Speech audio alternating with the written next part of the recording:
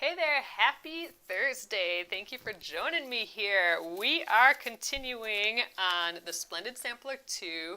We are working on the Changing Seasons block, and we almost have a block. We got some strips that are ready to be sewn together tonight. We're also going to be doing some applique on this block as well. So thank you guys for joining me. My name is Alyssa Thomas from Penguin and Fish, where we make cute embroidery kits for the beginning crafter. And I'm here every weeknight at 8:30 p.m. Central Time, and it's a time that we can relax and craft together. So I'm here for about an hour, and I work on projects from beginning to end, so you can be part of the whole process along the way. So thanks again, you guys. We are finishing up my Changing Seasons block. We got our little strips. We just started this one yesterday, so we're very far along the way with this one. We are going to add some bright colors tonight for the applique. And I think we're going to use the same process that we used for the button block. So that is the plan. All right. Here we are. So here is the block. The Changing Seasons block. So we almost have the block part done, and we are going to be adding all that fun applique real soon here. So here we go, our three sections here. I think we'll probably press this again and then sew it up, and then we will need to decide on like our fun little leaves that will go in the corner. And I think we're going to get pretty far on that tonight. So we did the same technique with the button block here. We finished this earlier in the week, where we created applique pieces by sewing the shape, so it'll be that leaf shape, sewing like the color that we want to a scrap piece of fabric with right sides together, and then turning it right side out. So we kind of have almost like a little pillowcase for our shape. And then we sewed it on. We pressed it well and sewed it on. That gives us that nice flipped around, clean edge, because I don't have any of that fusible interface for the raw edge applique, so we're doing it a little different. And it's also going to allow me to not hand sew at all. I'm kind of in the mode of, let's just see if we can do this quickly, and I don't know, you guys, my hands are still not, like, I can only feel it like when I do like certain motions, like the holding of a needle tightly, that sort of thing. But we did all that yard work these past couple Saturdays and Sundays, and I think I dug out about 3 cubic yards of rock from the ground, and gripping that shovel, I think, was not all that nice for my hands. But I think mostly I'm just feeling like I want to move these blocks along, because we still have a ways to go. We've done a lot of needle turn applique here with this quilt, so I'm okay with kind of doing a little cheater applique on it. It's still applique, but it's almost a needle turn look, but we sewed it down with a machine instead, basically. So I'm doing that again. All right, we are pressed, ready to go. I do want to pin this, though, because we do have some lines that we need to line up. So this seam here needs to go right directly into this seam, and this one here as well. So I'm going to just flip this around, and I want to line up those two. Oh, I got some out already. I want to line up those two edges. There, we press the seams open for this block, which I don't typically do, but I'm going with the instructions. All right, so I'm just trying to line up those two seams so they match. And of course, I'm trying to line up our two edges as well. All right, I think that's good. So I'm going to sew along that line, then we'll take it off the machine again, and then we'll sew our second strip on. So let's head to the machine. All right, this should be rather quick, finishing up this part of the block.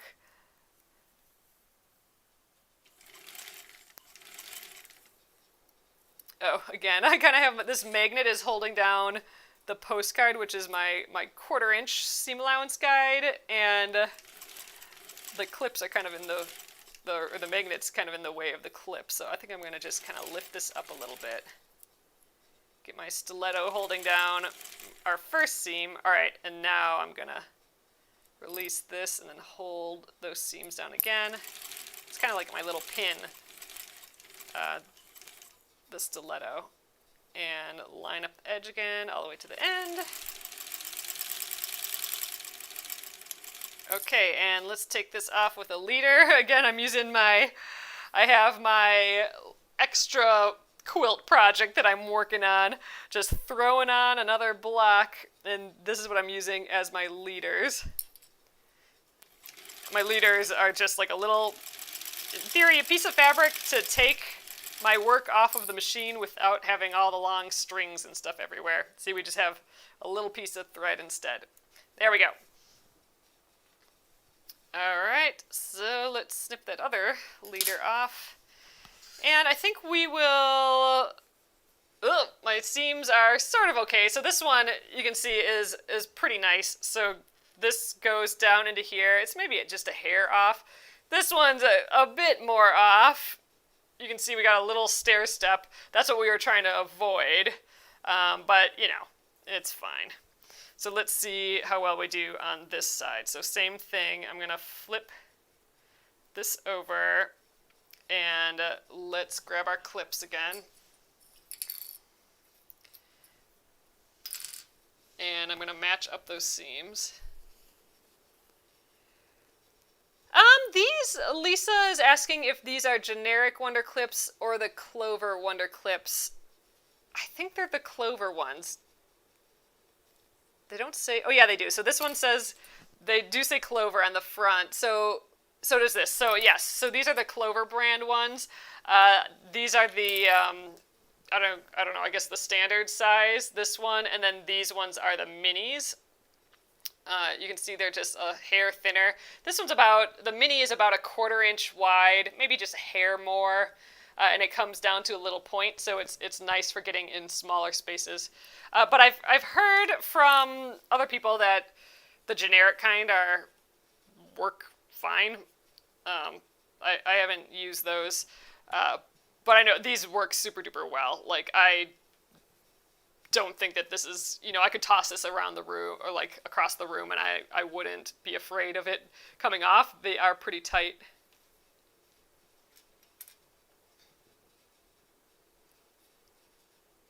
Valeria, thank you for the super chat. I appreciate it. So the new Aurifil block of the month is let's head over here. The new Aurifil block of the month came out today. So head over to the Aurifil blog. It's Aura Buzz is the blog. And I forgot who the designer is. I'm going to have to look at it again and print out the pattern. But I did quickly just glance at the pattern from the blog post. And it looks like a nice, well, they're all nice, but just like a pieced block. So, squares and triangles together. Oh, you're sweet, Valeria. So kind of exactly what the doctor ordered, I think. I'm ready for some sewing some squares and triangles. It's a nice like star block, but a 12-inch. I mean, they're 12-inch blocks, and I'm not used to sewing blocks that big, so I haven't done a big pieced block like that in a long time. Because I mean, I'm used to these itty bitty blocks like this, right? So I'm excited. I'm ready for some machine sewing, getting things done. Sounds good to me. So we'll be working on that, on the Aurifil block of the month, the last week of the month, I'm sorry. So next week we'll be working on the Embroidery-of-the-month, which is that fun bouquet, that like rose bouquet with a spider on it. It's the Bride of Frankenstein's bouquet. We'll be working on that. for the week, and then the week after, the last week in October, will be the Aurifil block of the month. All right, so that'll be sewing. So it's kind of like, a block like this, but big, right? It's 12 inches. And then I think there's some triangles and stuff in it too, so it's nice. All right, let's press these open. We're still pressing all of our seams open for this project. So I'm going to, I think, just press them to one side first. Then we'll rotate around and press it to the other side. All right, and then we'll go one at a time. Or maybe not. Maybe I can do both at once here. It's always hard for me to pop them open. Get in there. All right, and there we go. Oh, someone asked last night, I noticed a comment that I missed live, but they were asking about this iron. This is my Panasonic cordless iron. It is a game changer. I freaking love it. One of my top 5 favorite sewing things, for sure. Not having that cord has made a huge difference. So it actually has a base. So the base just sits near me, but so the base is connected to a cord. And this just hangs out, and then I can sew or I can press however I want for quite a long time too before it cools down. And then I can't really set it up like this because it doesn't have a flat base. It's called their 360, the 360 iron. So it has points on either side, so I can go like this way, or I could come back and go this way if I wanted to. Or if you're left-handed, actually, that would work really well. But I suppose if you're left-handed, you can just use your left hand. But you can go back and forth with it. But I think the real reason they did that is so you don't put it down where you are. I think they want you to put it back in the base. So I just put it back in the base. I still don't have any cords around. Man, I don't know why they didn't make those cordless sooner. I suppose back in the day they did, when it was a cast iron that heated up on the fire on the stove. There we go. All right, that's that. I think we did. Oh yeah, we did. So this is this is our second seam here. So this seam lines up with these a whole lot better. We nailed it on those 2 corners. So again, here's that one that we're a little off. We got that little stair step. So whatever. We got 2 like perfect ones. This one's near enough, and that one's no one's gonna see that anyway. But I do, I don't look at these little bits for like, oh man, I didn't get that perfect. I'm just looking at it like, oh, I must have done something along the lines for that to happen. Is there something I can work on or improve on? Because anytime I craft, it's always, for me, like, how can I learn? How can I try something new? How can I get better? That's kind of what I enjoy with it. And just seeing what happens, like seeing how colors go together that I wasn't expecting, all that. But we have our base done now, you guys. I think it's looking pretty cute. We have this plus sign effect, which I think is fun, and that's because we did the white corners. It almost looks woven, doesn't it? It looks like we wove the stars in and out of it. I think it's awfully cute. So next up, let's look at the design again here. So here we go. Now we have to pick our leaves there, and that is what we're going to put in all of this.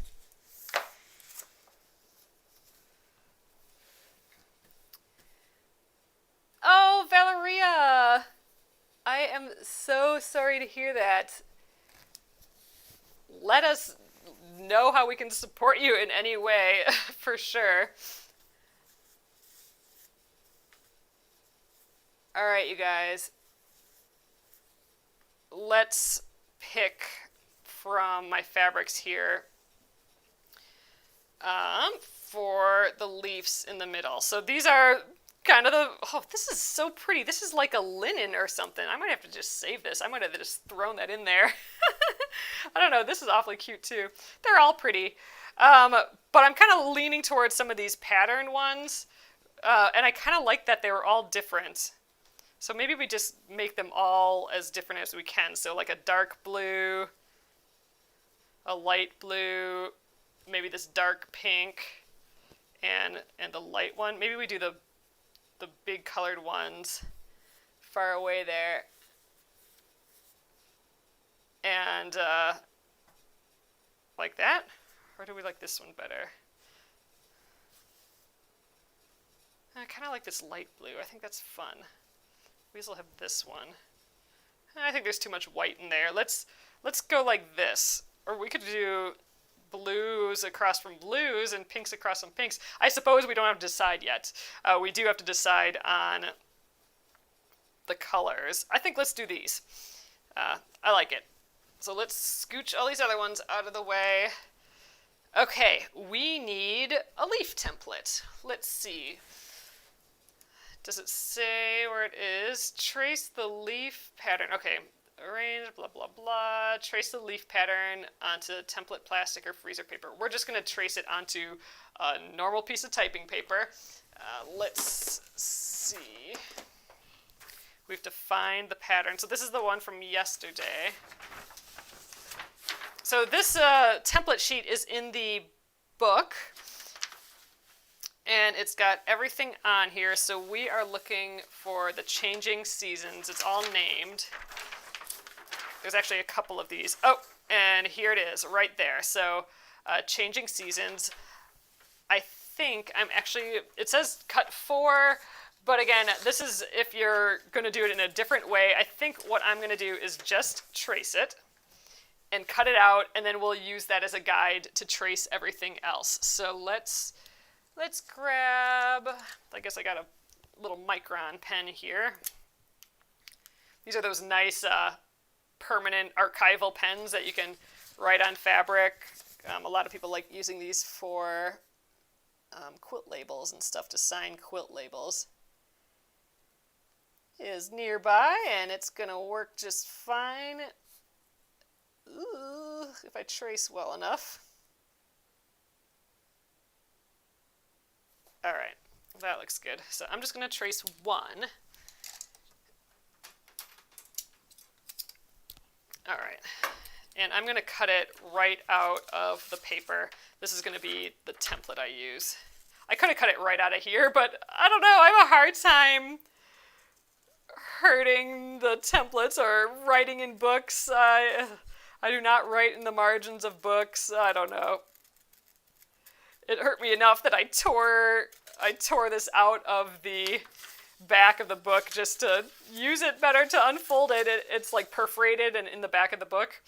I would have rather it just stayed in there.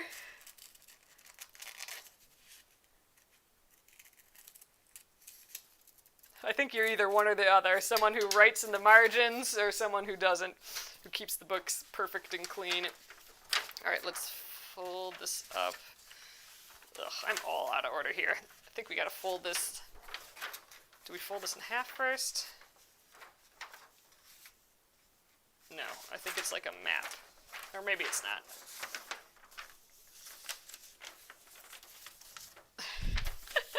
All right, I think we got that good enough. All right, so we have our piece here. So I think I am going to do that same way where I actually trace it, I actually draw it onto our backing fabric, and then I sew our little backing pieces to our fabric here, and we turn them right side out. I think we're just going to do that same method. It's a little, like there's lots of little steps to it, but I do like that turned edge from turning it right side out. I think do I have a pencil? Yeah, I do. I'm going to found a pencil. And I just like the look of it. I think it's kind of a fast way of turning the edges over where I don't need like glue or starch or any other sort of thing. All right, I'm going to get a little lower for you guys here. All right, so now I am going to I am going to draw this 4 times on here, but I'm going to leave enough so that I can have a 1/4 inch seam allowance. So I think this is flat enough. I don't need to iron it. So I'm going to sew directly on this line eventually.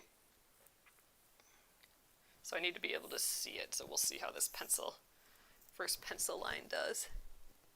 You could pin this down, but it's small enough and quick enough to just zip on here.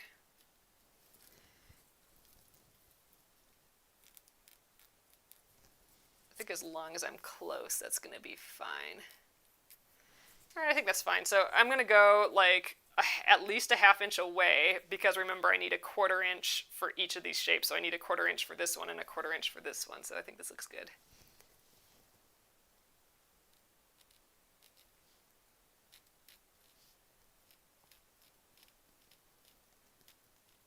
All right. I need one of these for each color. So this is going to be a little bit of a pain to turn right side out, these little shapes like this. But this is just my method of choice lately for applique.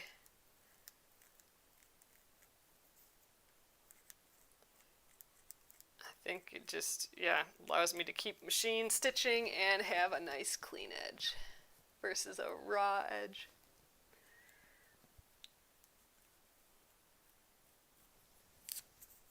All right, and let's just get one more. We'll go right here.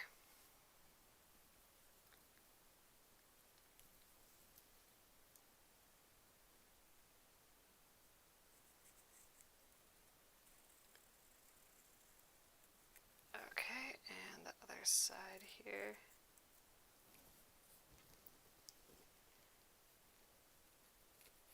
Ooh, yeah, I'm telling you, gripping those shovels. I'm feeling it still. All right, good. So let's trim these out. So I'm only going to roughly cut them. Like I want that 1/2 inch seam allowance yet. So or that 1/4 inch seam allowance. And I'm going to be trimming that seam allowance later too, so don't worry about it not being perfect. I'm just literally getting rid of the bulk of the fabric. Okay, and let's get these other ones out.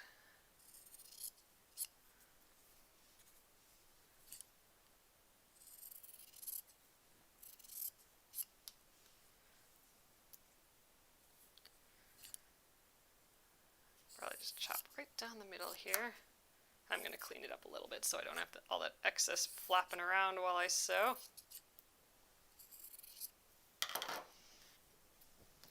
And same here.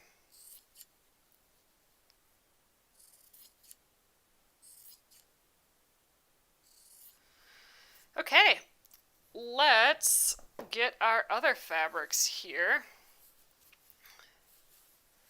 So I suppose, why don't... This is great. We're going to be able to use up these awkward little pieces here, but I am going to have to get the iron out. Get this guy out of my way. He's going to end up on the floor.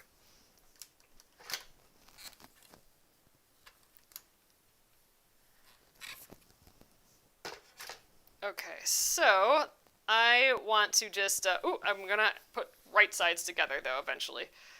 So there's really no right side at this, but I'm going to put, the pretty side up for the fabric, and I'm going to lay this on here so I can see the pencil line, because I'm going to actually sew on that pencil line.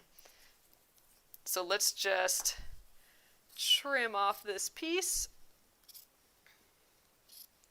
Again, we will cut this a little bit better later. So this guy's ready. I'm going to set him aside, and let's get the other 3.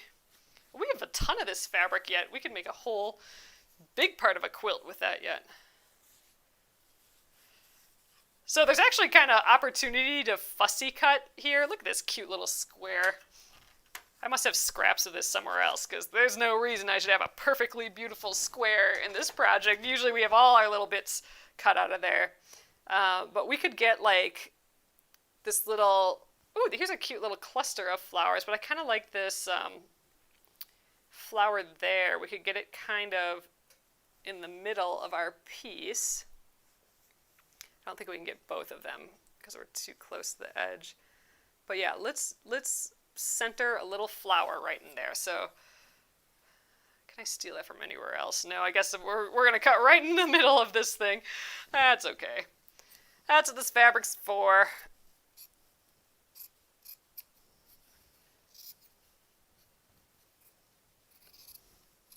And let's cut at the awkwardest angle. How would I rotate this? I'm just reminded of that aha moment from kindergarten. Move the paper, not the scissors. And I've been moving the scissors and it's really awkward. So I should be moving the fabric, not the scissors. All right, so that guy's there, and you can kind of see just barely that yellow. We're going to get that right in the center there, so I don't want to move that. I could pin this, but it's holding together just fine. All right, is there any weird, awkward spot on here that we can cut? How about right here? Yeah, and let's give it a little press again. And actually flip it to the front. I keep forgetting that.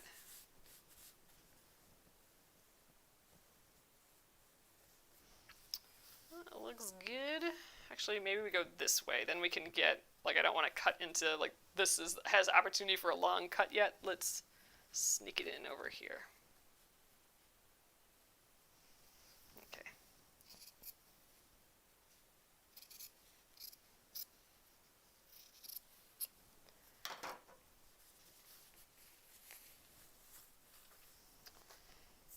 All right. And last up, we got some fun flowers in here too.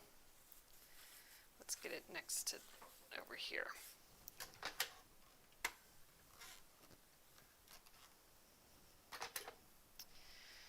Okay. Can we frame a pretty flower in here too? This is kind of nice. Actually, this whole motif where it has, I don't know if you can see, but it has like a couple little leaves, a flower, and a leaf going that way. We might be able to frame that whole thing in here really nicely. Okay, we're going to lose a little bit of that leaf up there, but there, that's nice. All right, I'm going to actually slide this out of the way.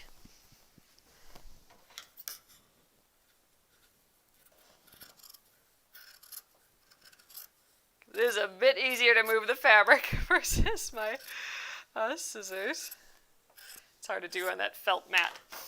Okay, done with all of our fabrics. So all I'm going to do now is I'm going to sew directly on this line, and I'm going to go all the way around. We'll do a little back tacking to hold it in place, and that's that. It's kind of fun. It's nice knowing that we'll have like this perfect shape around just because we are going all the way around. All right, let's start with this feller. So I think I could probably just do it with the leader on here still.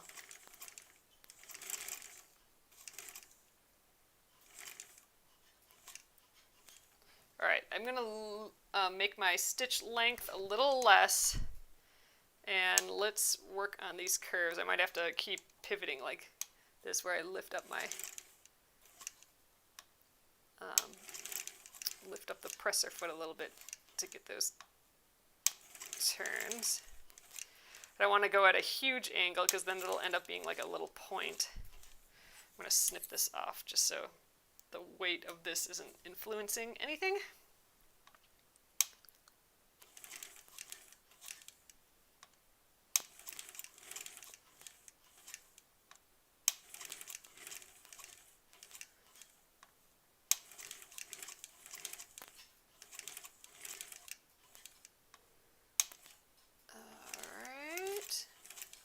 Should have maybe drawn this in pen so I could see a little bit better. All right, I'm gonna go like one across at the point, I think, and then we'll turn around. Oh, it's looking pretty good. That's a nice arch.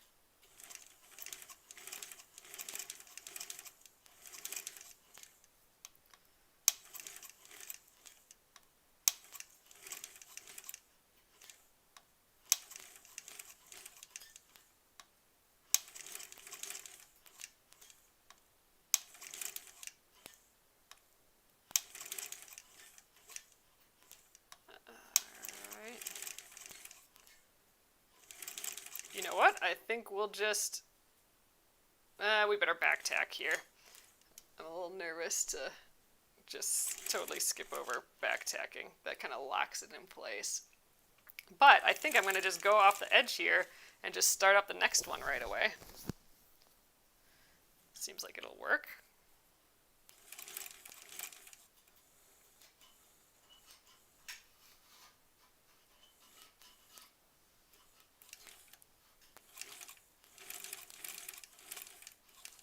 Motor didn't want to kick in there.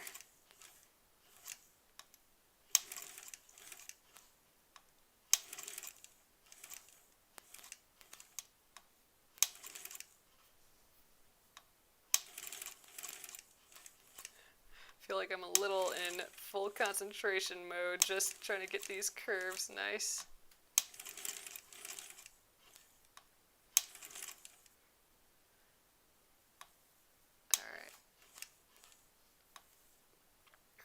I feel like I heard somewhere that going like one stitch across, you get like better points than just going right to the point.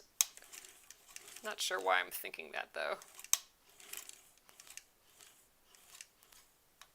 Let me know if any of you guys have heard that before.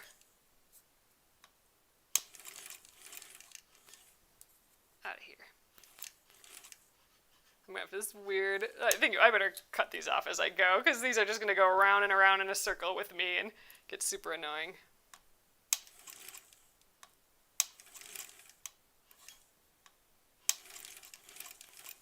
Alright. Backwards over those stitches for a bit, and great. 2 more.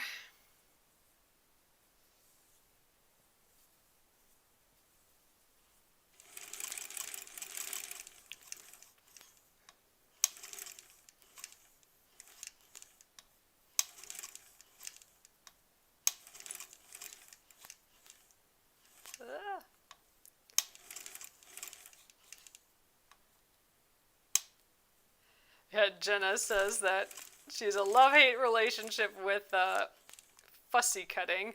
That's where we framed something specific in a shape. So like this flower here. It's fun to do, but a lot of extra work.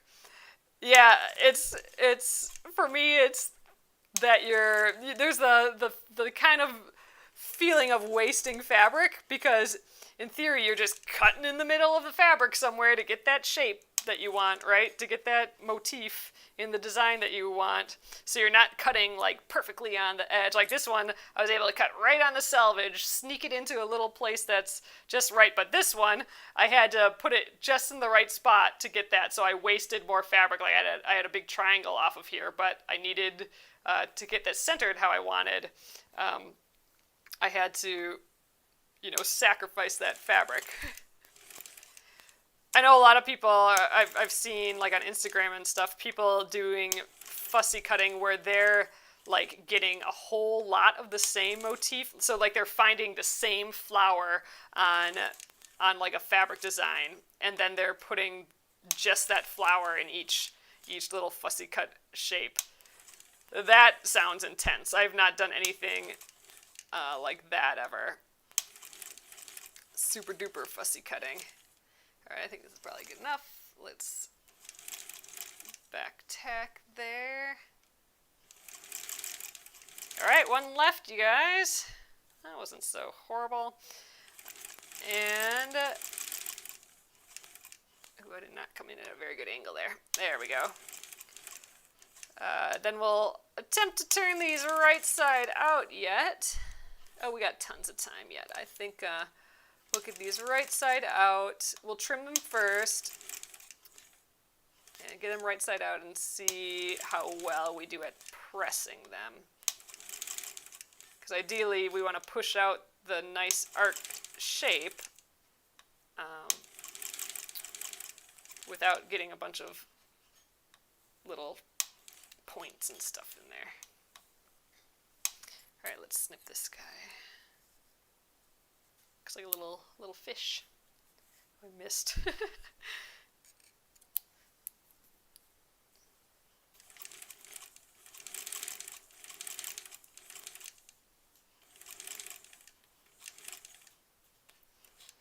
A little too big.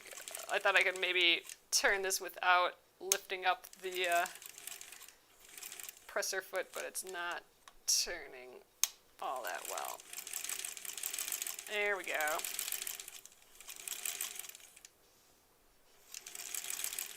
Oh, we could get another leader here, couldn't we? Let's do that. Oh, this says 4. We're shooting for 5, so great. This will be our last leader on this little strip. I need rows of 5 of these for that other project. Okay. Snip this guy. And we're back. All right, so for this, now I want to snip the edges. So all of this big seam allowance, we're going to turn this inside out, like right side out through. We're going to cut a hole in here and turn it right side out. However, this is a whole lot, like look at all this fabric all the way around. That's not going to fit on the inside of this shape very well, especially at the corners. Like all this, like this, you know, whole like ½ inch worth of fabric cannot fit into like a little 1/16 inch of a bit there. So before we turn these right side out, I'm gonna cut around these edges. So I'll snip off the corners and probably just snip at an angle a little bit. And then around the curves, to reduce the bulk of all of this extra fabric, we're gonna cut notches out of it. When you turn it right side out, those notches will come together, and instead of having a big bloop of fabric there, we'll have gotten rid of that fabric, so that shouldn't be too bulky on the inside either. But instead of cutting out notches like one at a time, I'm going to just use my pinking shears. So just cutting quick with the pinking shears kind of makes all those notches for you. But before we get too far, why don't we cut the slit out in the back of this? Oh, I might need like a little helper here. So I'm kind of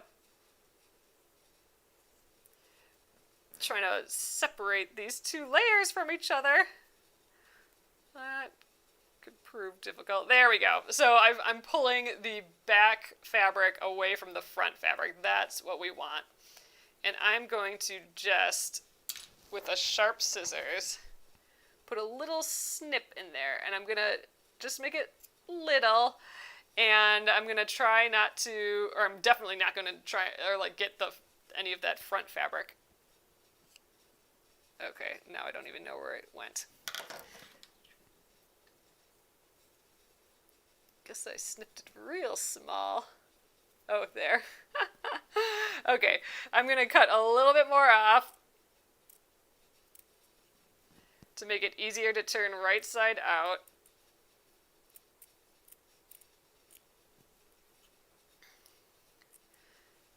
With these small pieces, I'm almost cutting like a 1/4 inch seam allowance, really. We'll see how this works. This will be our test one. You can always adjust later. So, all right, there we go. And now let's grab the pinking shears. I might need both of these guys again. Okay. Oh, first let's snip. I'm going to snip close to this point. Not all the way to the point, but close. And then I'm going to get rid of some of this extra bulk too. So I'm going to just kind of angle off like some chunks of fabric there. And same thing here. That's too much fabric to fit in that little corner. And now I'm going to finish that up by cutting those notches, and I'm doing that with the pinking shears. So fun. So there we go. That's a whole lot less fabric to fit on the inside of here.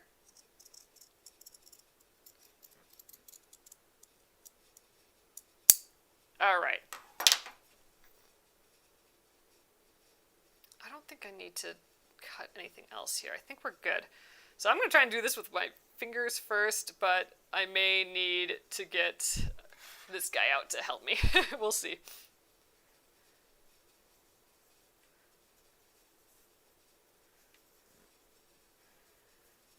So this in theory is a little putsy way to do this applique, but again, I do like this turned edge because since we turn it right side out, we're going to have like a perfect little edge here. And that's going to be nice. All right, kind of pop in these corners. And now I think I'll just, actually I can probably do it with this scissors, kind of get in there.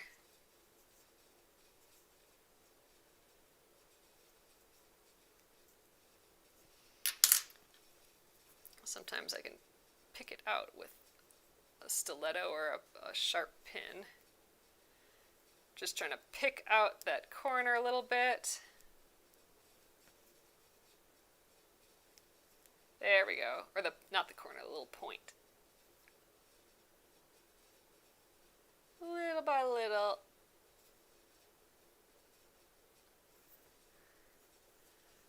There, we got the one side. Oh, the fussy cutting looks so good. Oh, I'm happy we did that. I don't do that very often, but it was fun.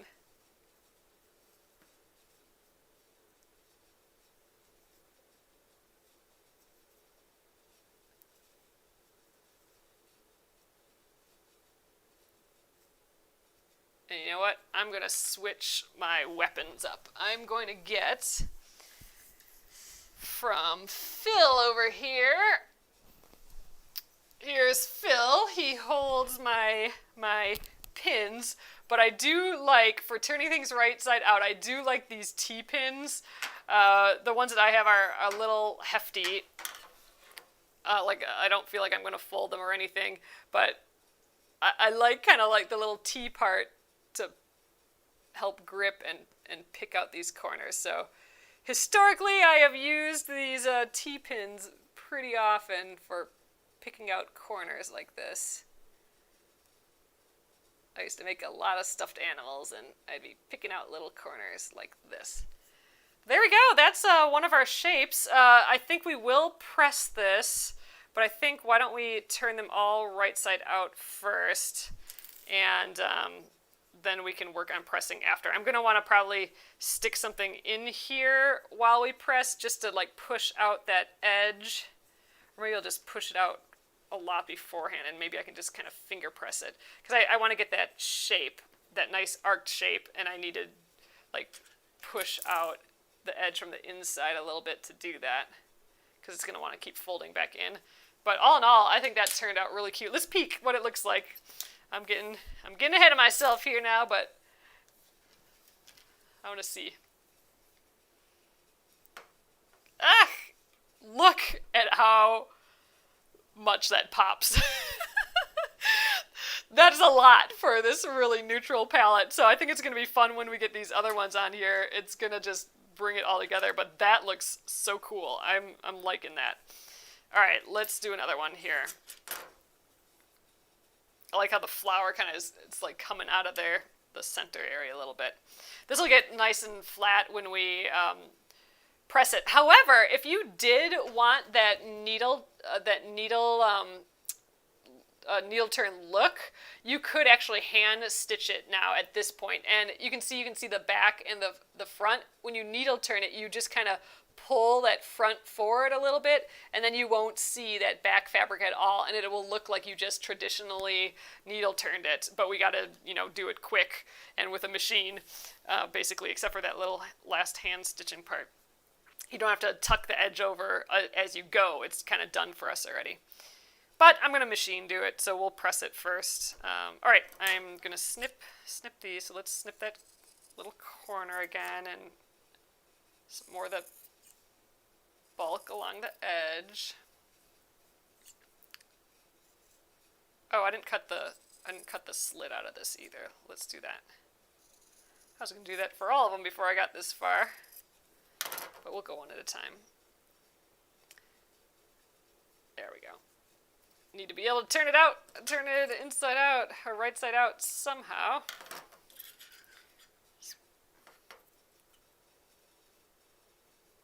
There we go. I think that 1/4 inch or so is good enough for me to flip it. And not too small that it all frayed and went away. So I think this is good. All right, let's get the pinking shears. Cut little notches out of there.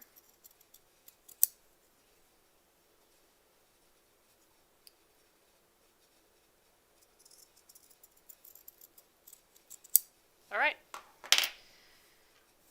Out here, stuff. Scraps, and lost my little flower already. All right, let's plop this guy inside out.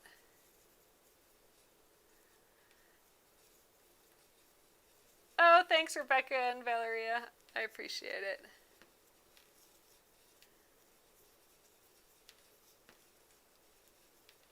Come on, guy.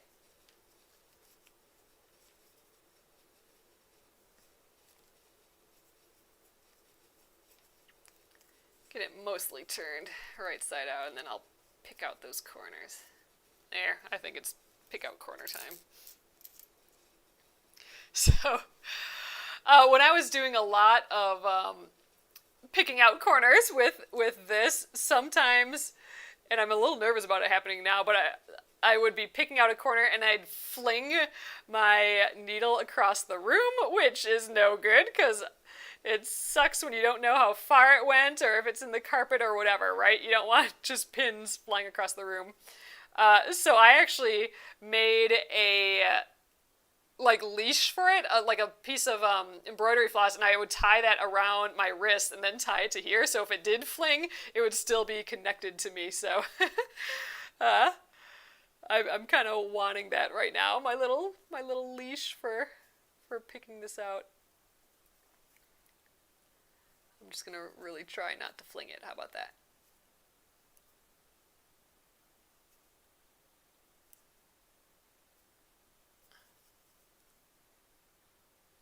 You know, for all this extra work, we could have probably just needle turned it, and I mean, this is probably still quite a bit faster, but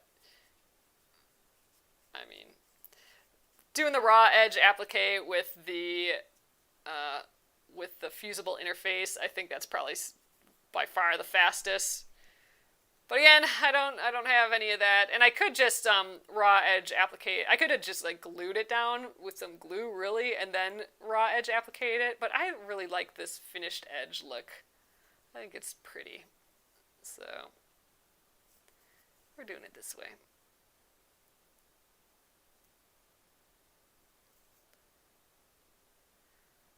I suppose I should order more of that fusible web, though. We're going to want to use it at some point.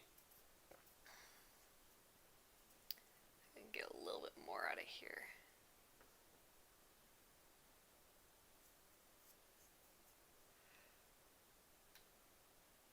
The yo-yo method. Would that work for a shape like this?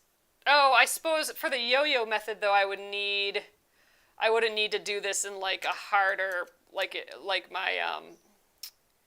a postcard. If I traced this onto a postcard, then we could have done the yo-yo method.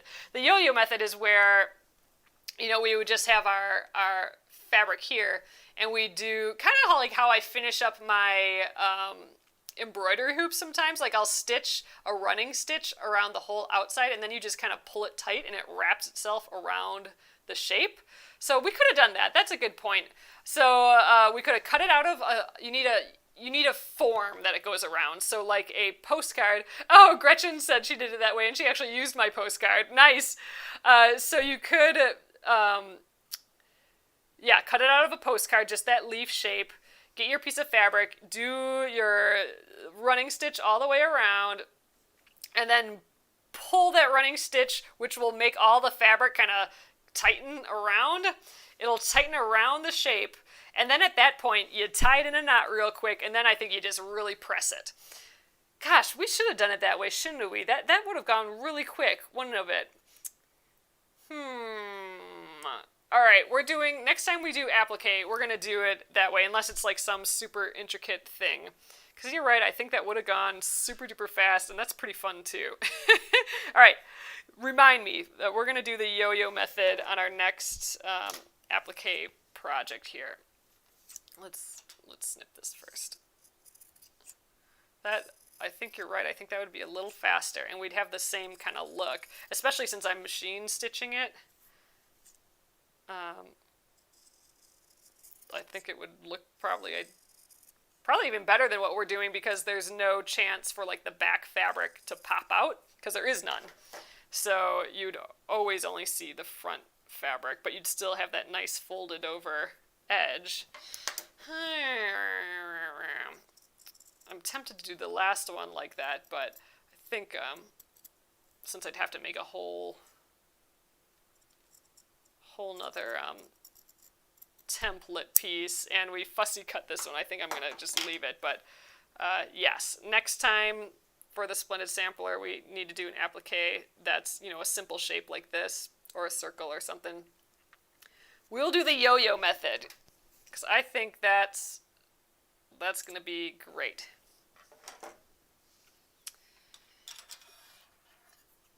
Oh, thanks for joining us again, Valerie. It's always nice when you come on. Have a great evening.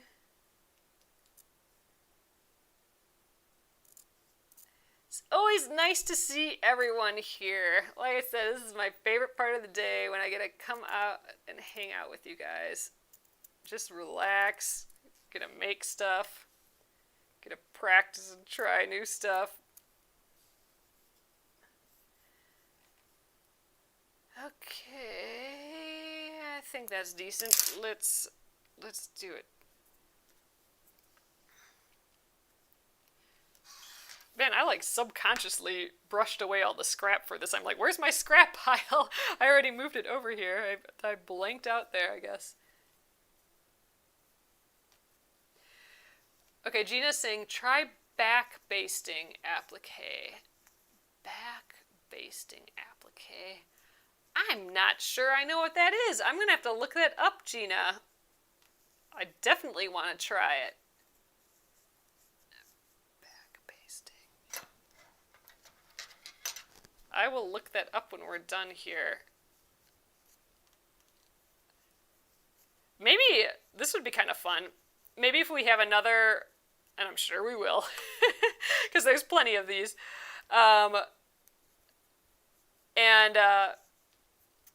Maybe next time we have a block that has several little applique pieces like this. Maybe we do a different applique process for each one. Maybe we plan that out. That would be kind of fun. All the different ways you could applique this piece, because there's bajillions. Oh, Dava says back basted is my favorite. Ooh, I need to know it. I'm going to look it up right when we're done here, and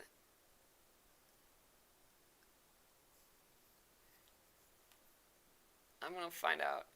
I would love to do that.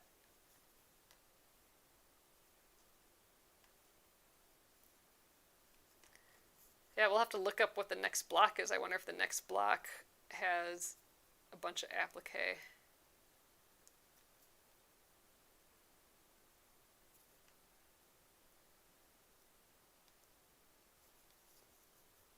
I know a lot of these blocks in the Splendid Sampler are. There's just a huge variety of different techniques or styles and stuff in this, so I'm sure we'll get to another applique one really quickly here. Ah, cute. This is just gonna look so fun. I have 4 scissors right here, plus this guy. I see 5. I have 5 scissors, plus this hemostat thing in my, immediate 1 foot radius here. That's crazy. They all have different purposes, though.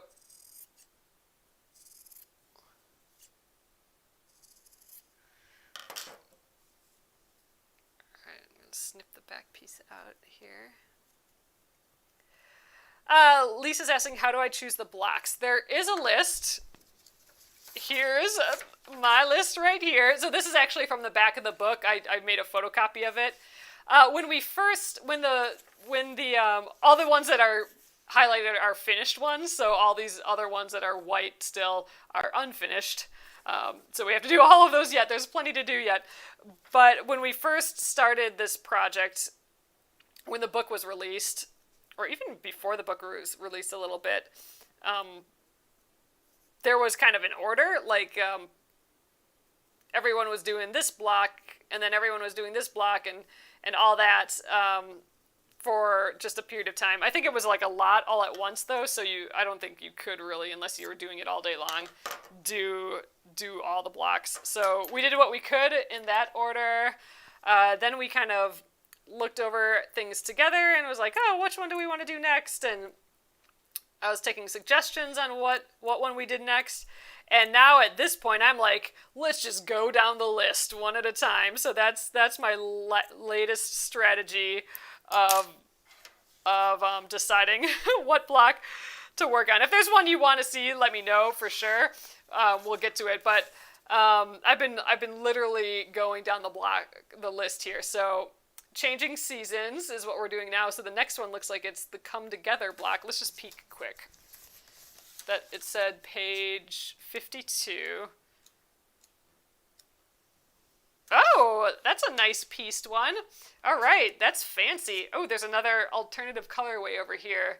Oh, fun. Okay, so that's going to be our next one.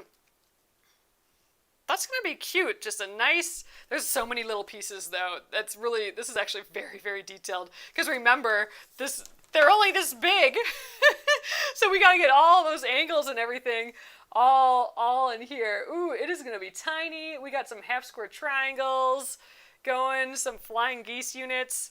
That one's going to be, we're going to rely on hopefully having a good 1/4 inch seam allowance for that one. That'll be good. So no applique though. Let's see.